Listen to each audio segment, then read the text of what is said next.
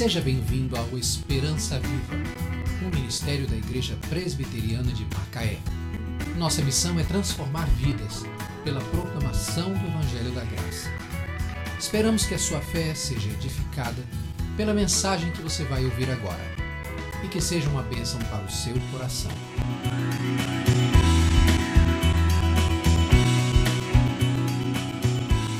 Uma igreja rara. Uma igreja rara. Essa igreja que conta com a simpatia de todo o povo. E não é só com a simpatia do povo, mas é com a simpatia de Deus. Porque quando Deus se agrada de uma igreja, Ele acrescenta dia a dia os que vão sendo salvos.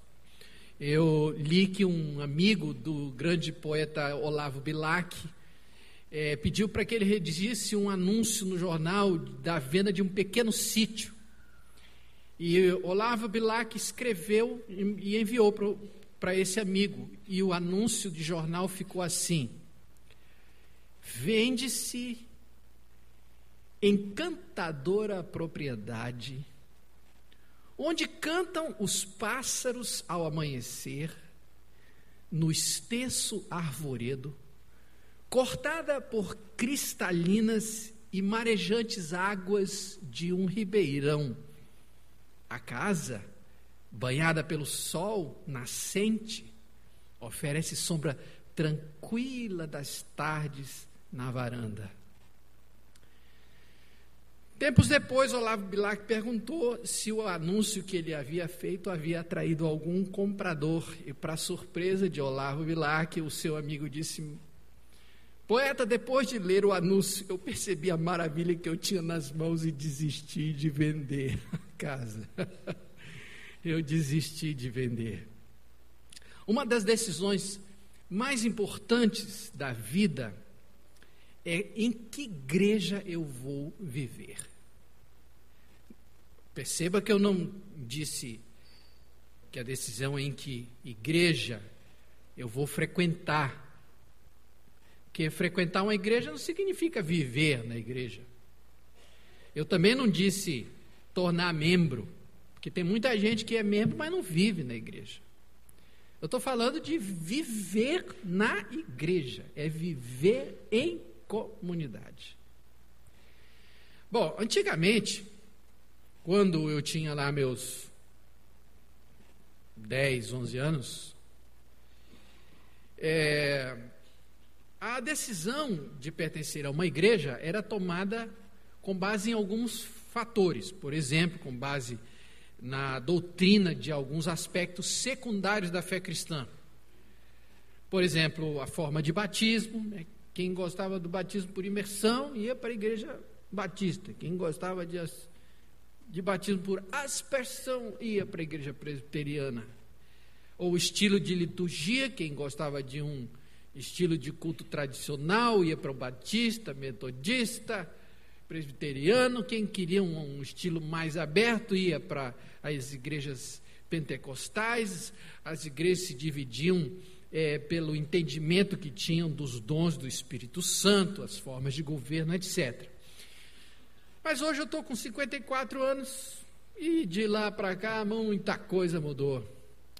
E, na verdade, com o passar do tempo, esses critérios foram, embora eles continuem sustentando as diversas denominações evangélicas, eles não constituem mais um fator determinante para a maioria dos cristãos.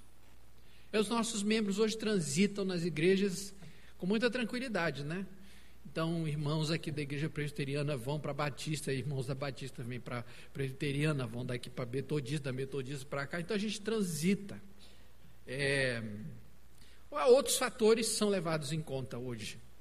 Entre eles, conta o ambiente da igreja, se é um ambiente leve, alegre, contagiante, se a música é uma música contemporânea, se a pregação está ligada com as questões do dia a dia das pessoas, estilo de liturgia, de música, quais os ministérios que a igreja desenvolve, o envolvimento com missões, questão social, os grupos familiares e assim por diante.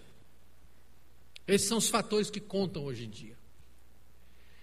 A igreja rara, a igreja de Atos, tinha essa habilidade de, com muito pouca coisa, eles não tinham ar-condicionado, não tinha banco confortável, né?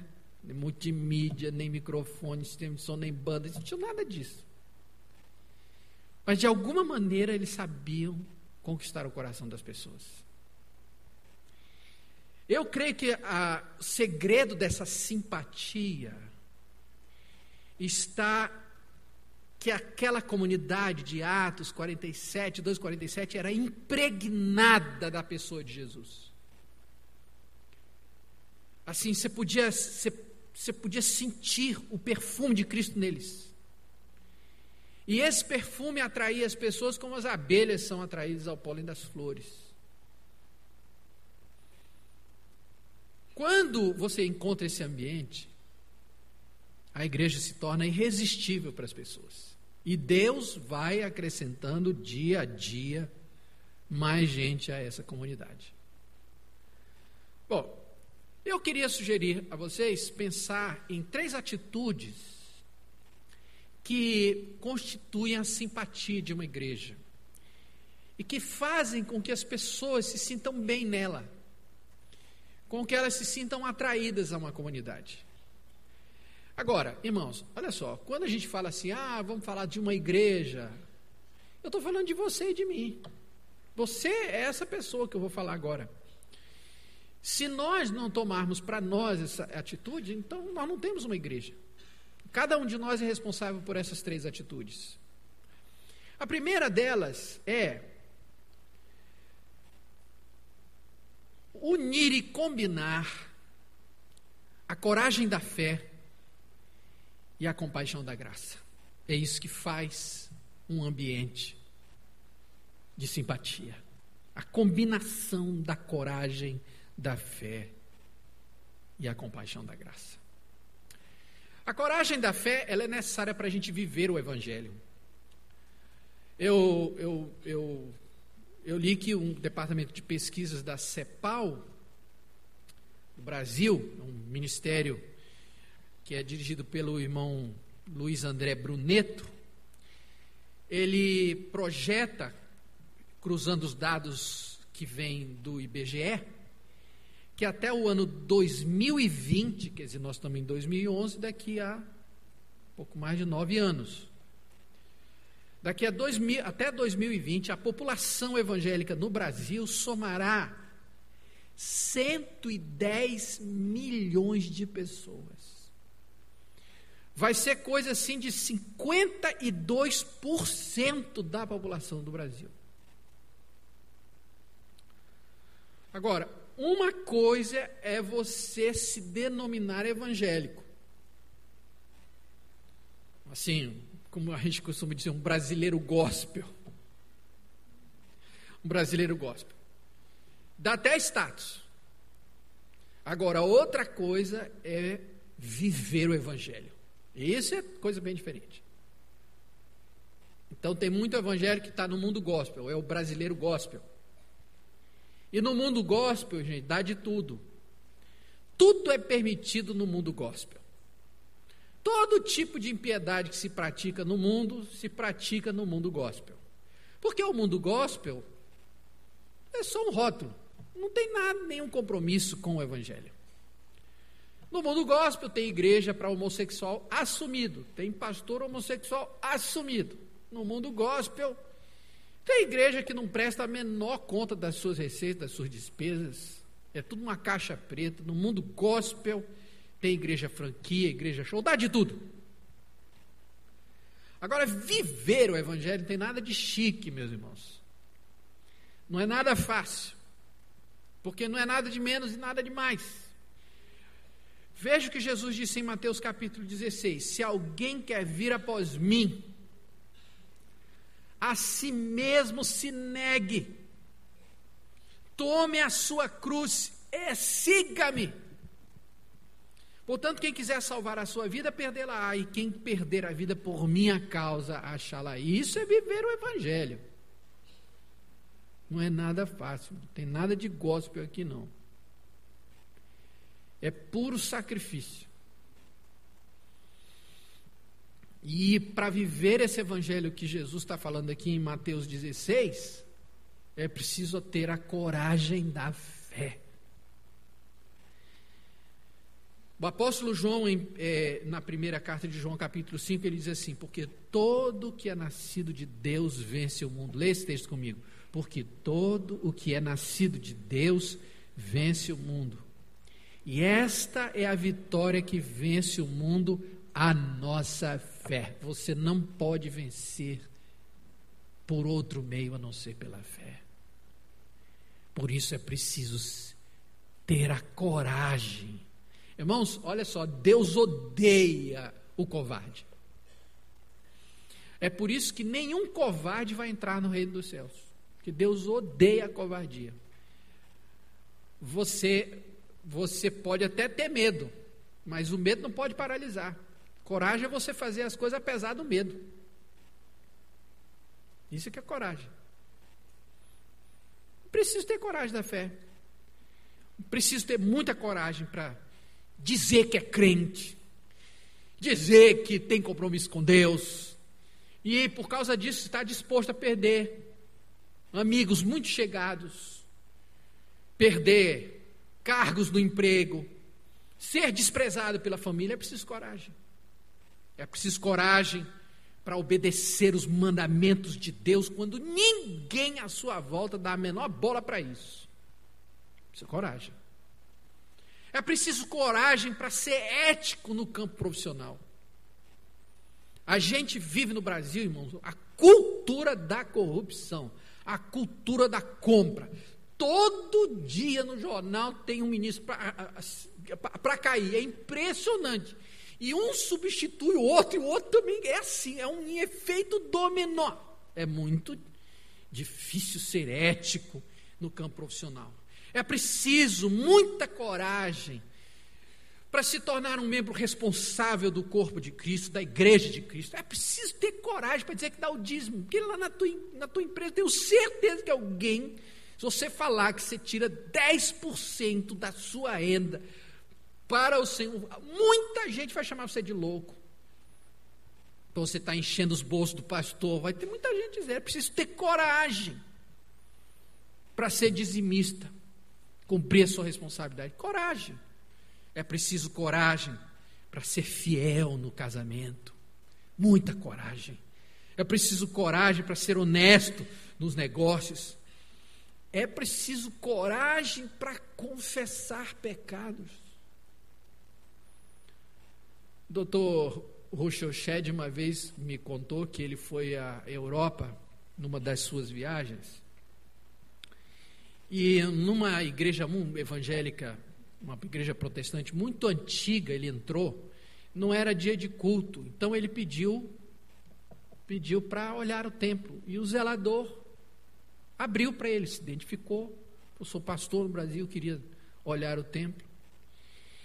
E aí ele disse que entrou lá, viu aquele templo antigo, os bancos de madeira, aqueles números dos hinos, o órgão de tubo e tal, a tribuna. Mas ele achou interessante porque bem na frente do púlpito tinha uma cadeira. Normalmente a gente tem a mesa e as cadeiras para ceia, mas não era só a cadeira sozinha, e era uma cadeira que não movia, já era fixa lá.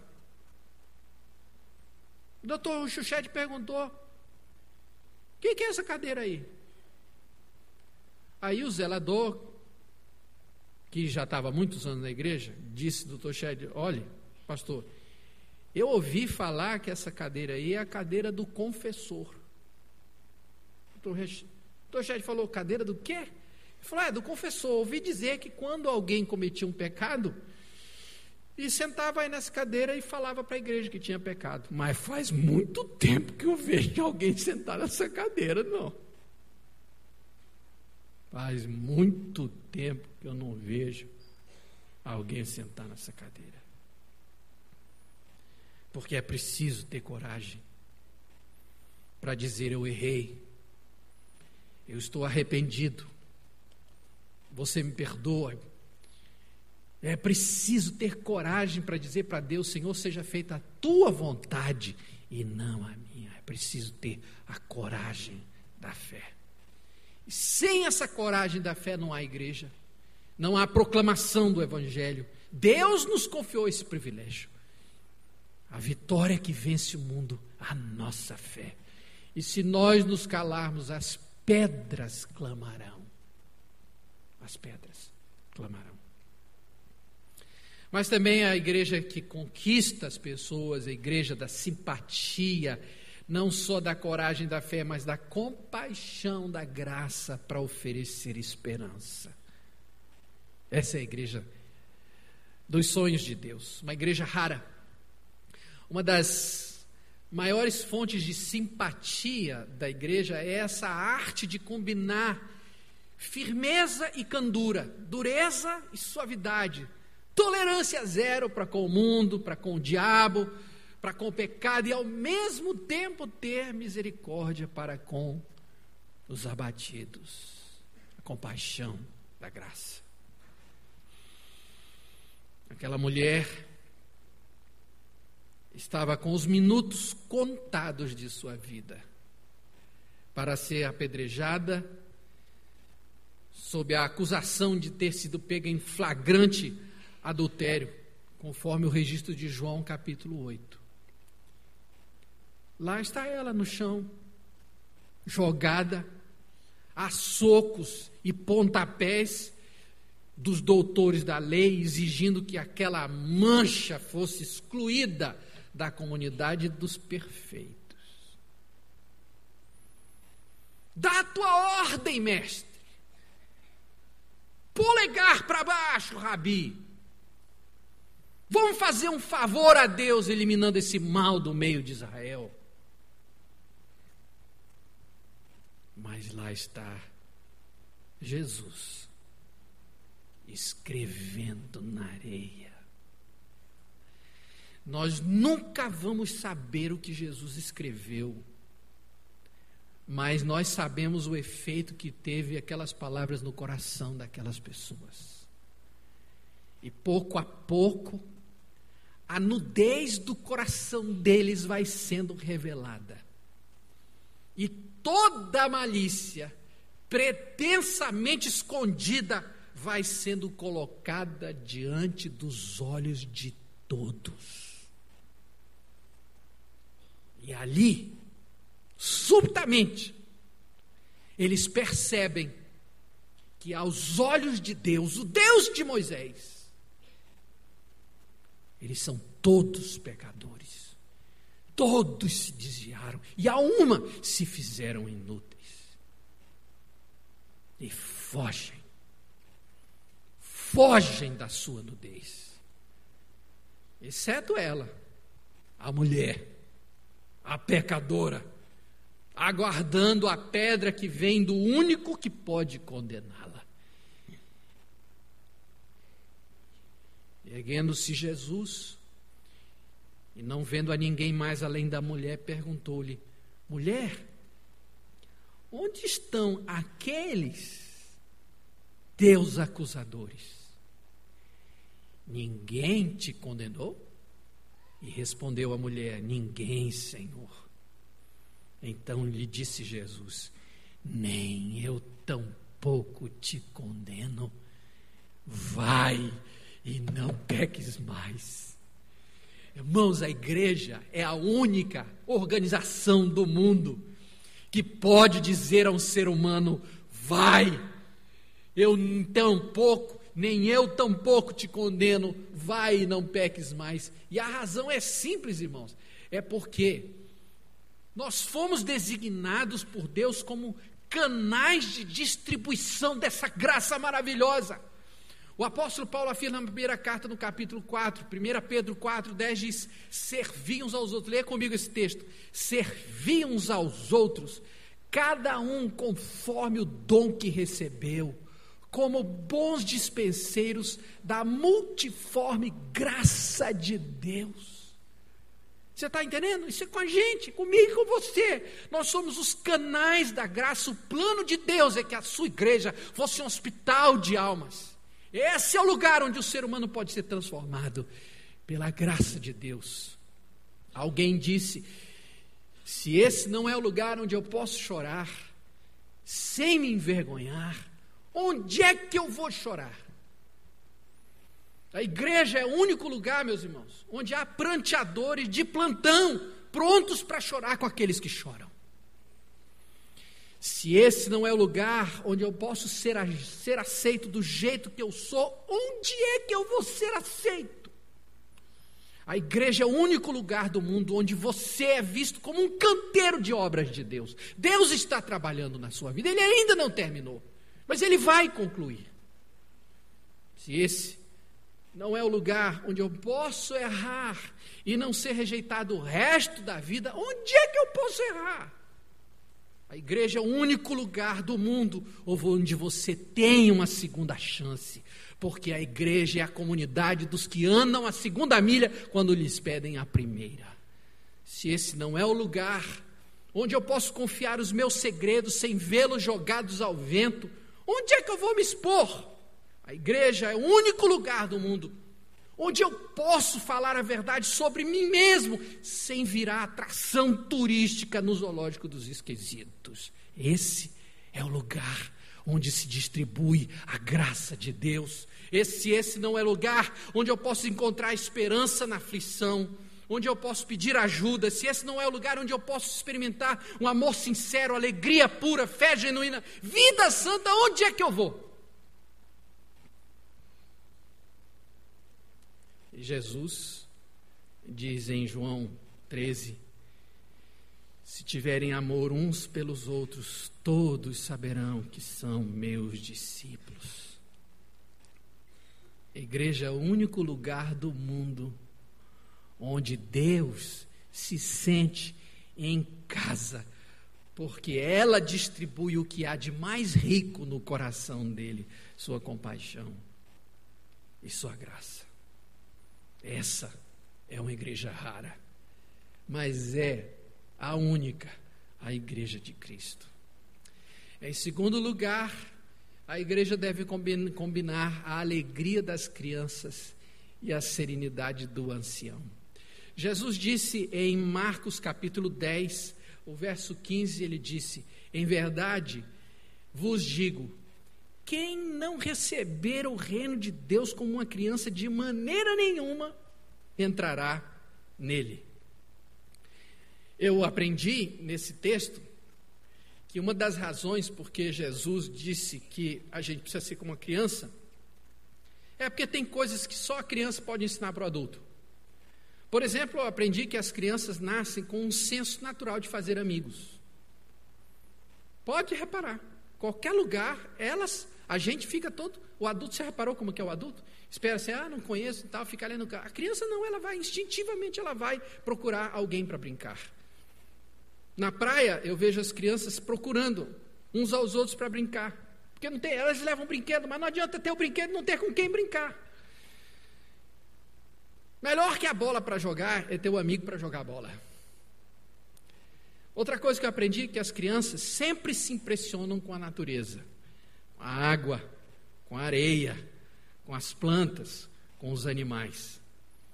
E tem uma outra coisa que eu aprendi, que as crianças têm um senso incomum da presença de Deus. Então tem coisas, irmãos, o reino de Deus, há coisas no reino que você só pode entender pela ótica de uma criança. Então, a igreja de Cristo é esse lugar onde as pessoas redescobrem a alegria de fazer amigos, redescobrem o prazer de partilhar a vida, às vezes de sofrer com os amigos. De vez em quando eu ouço que essas escalas que as nossas células fazem no hospital quando alguém fica doente, aí tem plantão. Já viu isso, né? Plantão nas células. Sai um, entra outro, sai um, a própria célula vai fazendo plantão para ajudar aquela família. A igreja é esse lugar onde os nossos olhos passam a admirar as obras de Deus na criação e na vida das pessoas à nossa volta. Hoje eu cheguei aqui de manhã cedo e vi o Gilvan e o Manuel entregando o boletim. Puxa vida, que coisa maravilhosa, que coisa boa. Olhando a vida deles, como eles chegaram aqui, e hoje vejo ali servindo ao Senhor. Que coisa boa ver a obra de Deus na vida dessas pessoas. A diferença entre você olhar por uma janela e olhar um espelho é que pela janela você enxerga os outros, mas o espelho você só enxerga a si mesmo. E a diferença entre o espelho e a janela é a prata. A igreja é um reino de alegres, um reino de crianças, assim como Jesus, que foi um adulto que nunca deixou de ser criança. E uma criança que cresceu sem esquecer a beleza da infância, acrescentando sabedoria a ela. A serenidade para enfrentar as adversidades.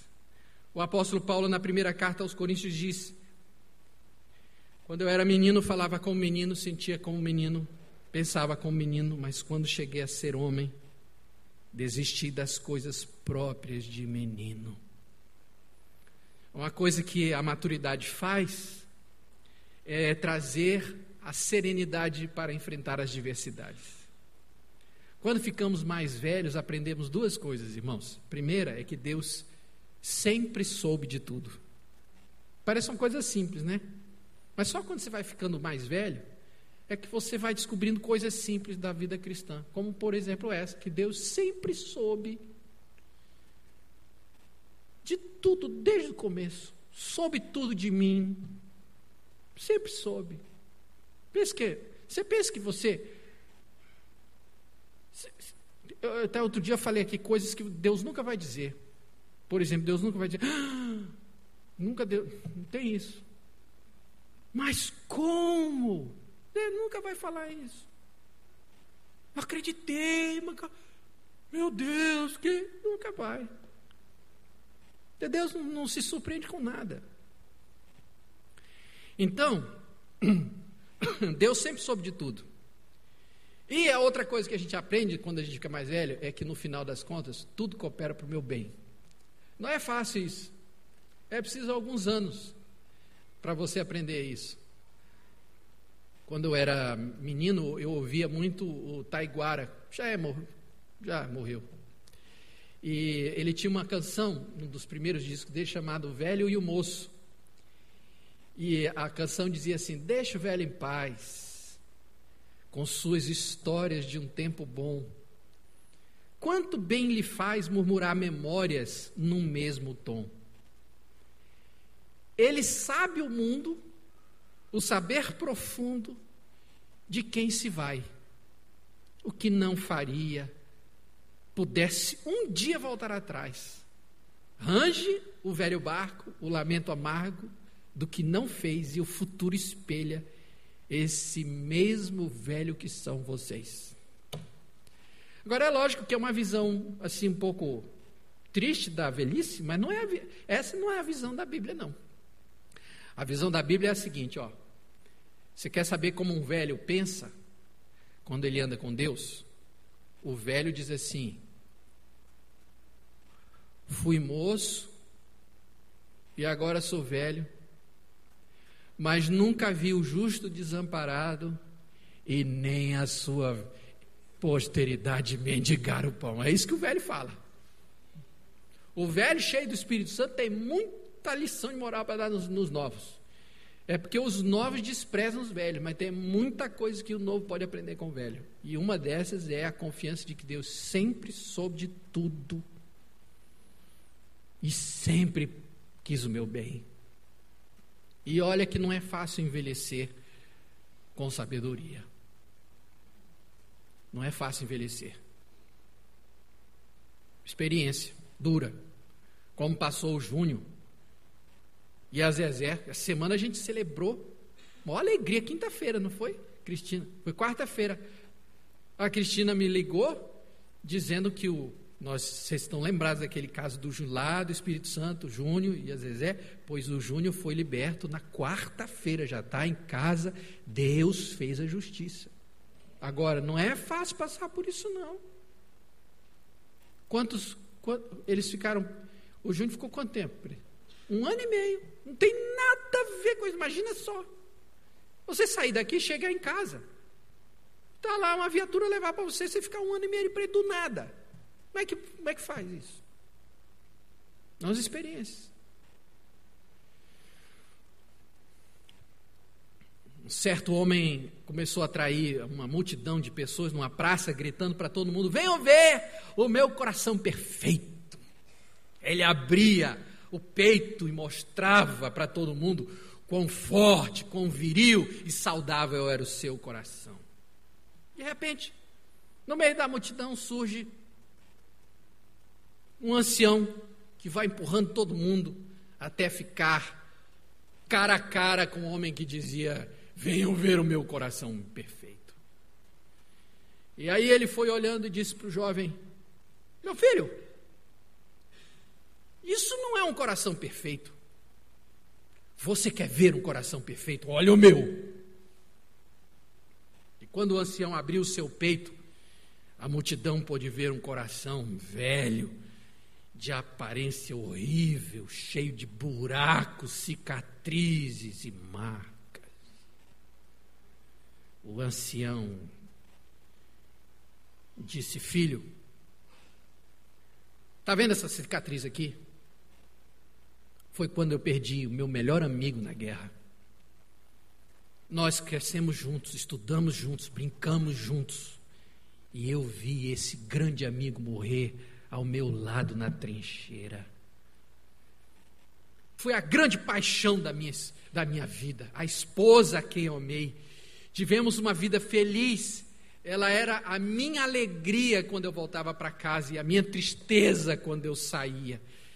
Tivemos momentos alegres, momentos difíceis, até que uma doença a tirou de mim. Foi como se tivessem arrancado um pedaço do meu coração. Filho, está vendo essa marca bem profunda? Essa marca foi o meu filho querido, que foi morar na rua com seus amigos de droga. Fizemos tudo para que ele voltasse, mas ele desapareceu e nunca mais soubemos dele. Está entendendo, filho?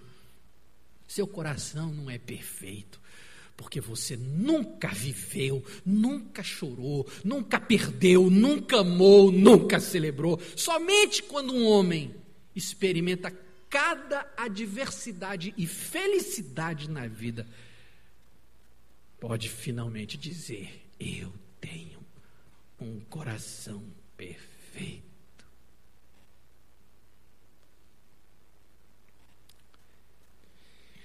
Finalmente, a igreja que conta com a simpatia de todo o povo é a igreja que combina a pressa dos arautos e a pureza dos santos.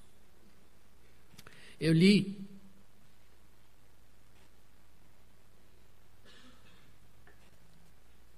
que no ano 490 a.C., os soldados atenienses partiram para uma planície chamada Maratonas para combater os persas na Primeira Guerra Média. Os persas haviam jurado que depois dessa batalha contra os atenienses, eles invadiriam Atenas, aquela cidade, e violariam todas as suas mulheres e sacrificariam os seus filhos. E quando eles souberam dessa ameaça, os gregos deram ordens às suas esposas para matarem os seus filhos e cometerem o suicídio se elas não recebessem a notícia da vitória em 24 horas.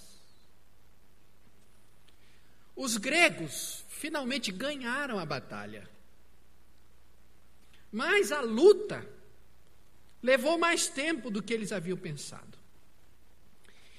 E temendo que as mulheres executassem o plano, eles escolheram o melhor corredor, um soldado chamado Filípides, e deram a missão que ele corresse os 42 quilômetros que separavam o campo de batalha até a cidade para levar a notícia de que eles haviam vencido a batalha.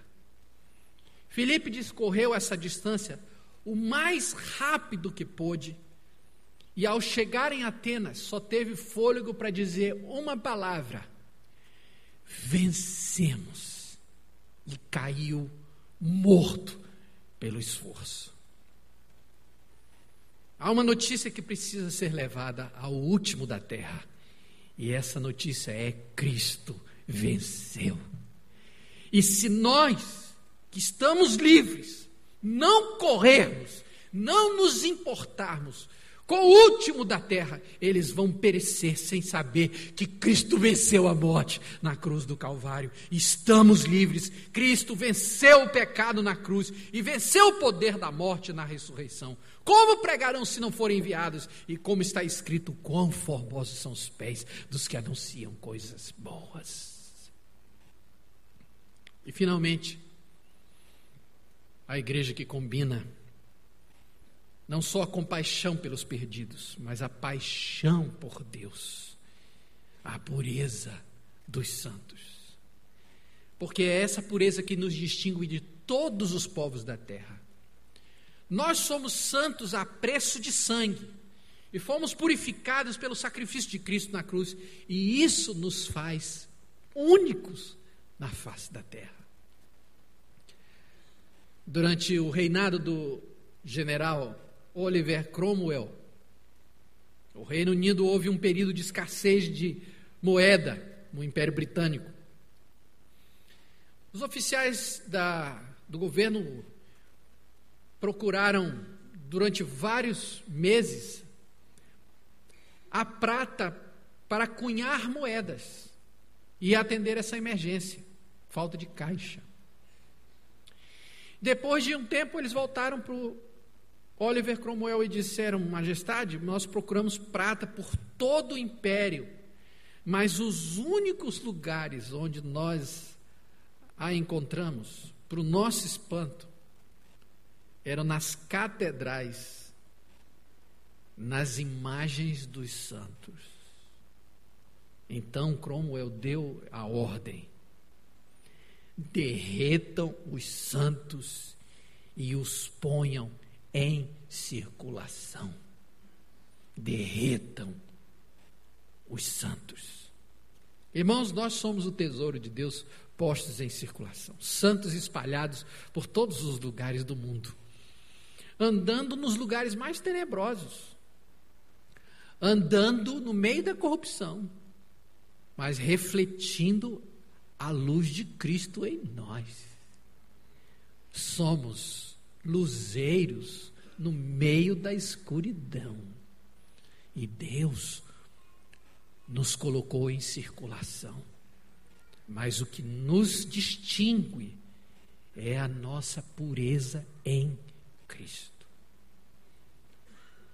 Quero terminar com essa leitura de Filipenses 2, quando ele diz: irmãos, fazei tudo sem murmurações e nem contendas, para que vos torneis irrepreensíveis e sinceros, filhos de Deus inculpáveis, no meio de uma geração pervertida e corrupta, na qual resplandeceis como luzeiros do mundo.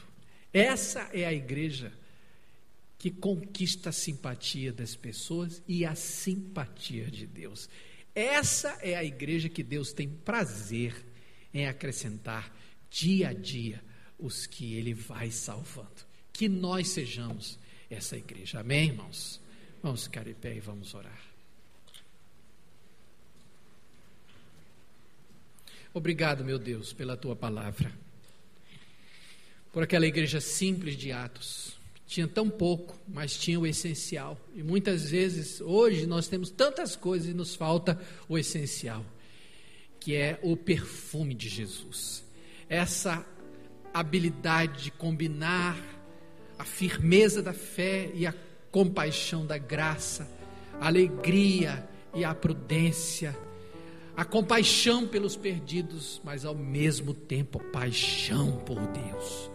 Queremos ser esta igreja para que tu te sintas bem no nosso meio. Queremos ser esta igreja para sermos canal de bênção na vida das pessoas.